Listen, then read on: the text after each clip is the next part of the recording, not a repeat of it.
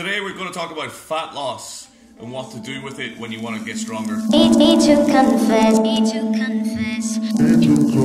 Okay, so they're two very common goals, and there's often quite a lot of cross-talk between people who want to get leaner, lose fat, but they also want to get stronger. They like lifting. Normally, people come into lifting or they come into exercise to get in better shape, and they don't really have an appreciation that weight loss is basically diet and strength is obviously training. So when it comes to fat loss, the first thing we need to get in our head, or the thing that's most important, is it's just a mathematical equation. It's calories in versus calories out. There's a bit of nuance there, but just don't assume the nuance. Just get into the calories in, calories out mindset. First of all, find out what your calorie output is required, so you work out your basic metabolic rate. You Google that, Google BMR calculator, you can punch in your details, and you'll get what's called your BMR, which is your basic metabolic rate, or your RMR, your resting metabolic rate. That's basically, if you were to do fuck all for the rest of your life, that's the, like, lie in bed and have someone feed you, that's the amount of calories you would require at your current body weight to stay at that body weight. Now, it wouldn't work like that because you'd have muscle wastage, and your RMR, your BMR would basically fall because your lean mass would fall, and you'd begin to gain weight because your BMR or your RMR would drop because your lean mass would drop. That's what it is if you were to be bed rested for the day, that times 1, that's your maintenance calories. Now you take that number, so you take your RMR, your BMR, which is an estimation, but it's a fairly good estimation, and then you take that to the Harris-Benedict formula, which is an activity multiplier, and you times that by your activity level. And for most people, I would just go ahead and times it by 1.4 if you're physically active. If you're not physically active, if you don't really train in the gym, times it by 1.15 or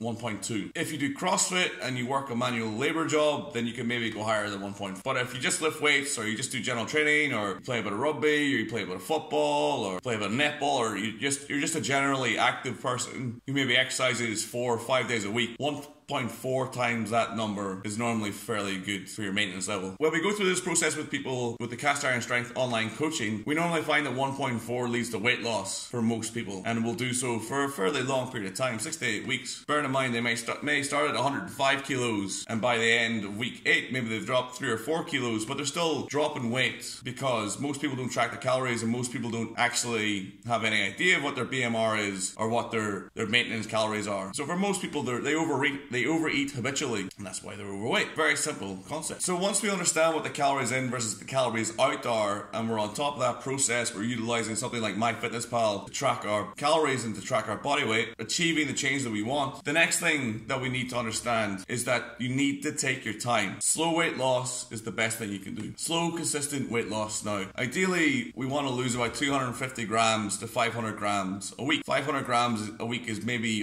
even on the fast side. Anything more than 500 grams, like a kilo or 2 kilos a week, if you're doing that consistently, then you can almost guarantee you're crash dieting. And if you're crash dieting, you can almost guarantee you're going to be losing muscle mass. And losing muscle mass is not something we want to do in any scenario, really. Slow and steady definitely wins the race when it comes to fat loss. So know what your calorie limit is, know what your maintenance is, and then try and get a nice slow steady return off that weight loss. Ideally, you want to see about 1/4 of a kilo or half a pound to a pound of weight loss a week. And if we're seeing that return, then we're fairly confident that we're doing the right thing, we're losing fat mass. The next thing we can do to check if we're losing fat mass or not is to pay attention to our performance in the gym. So if we're training for strength, which is what we should be doing in pretty much every scenario, muscle gain, or it's fat loss, or it's performance training, we should generally be looking to get stronger pretty much all year round, because it's just basically it's positive physical adaptation that we should be looking for. In some cases, for performance athletes, that's maybe not the case, but if we're looking for weight loss, it's definitely the case. The reason why is not just that getting stronger is cool, which it is, it's because if you're getting stronger, you can be almost certain that you're at least maintaining your muscle mass, if not putting on more muscle mass. Because as we discussed yesterday in the volume, if you put on muscle mass, or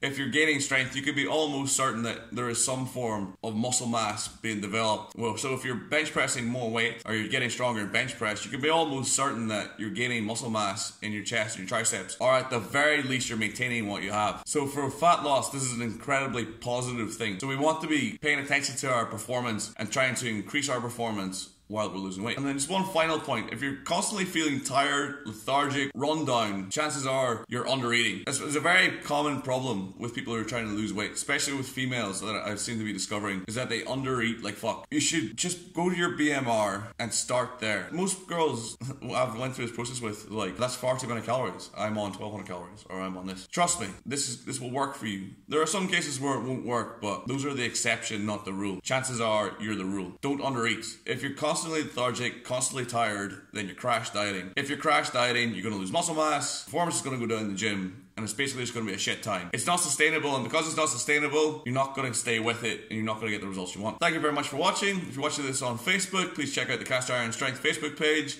Hit me up with a like and a comment. If you're watching this on YouTube, please like and subscribe. Check out castironstrength.com if you want to read more. Check out yourstrongestyear.com for the program. I'm Marquise. Thank you very much for watching, and I'll see you tomorrow for your next Strongest Day.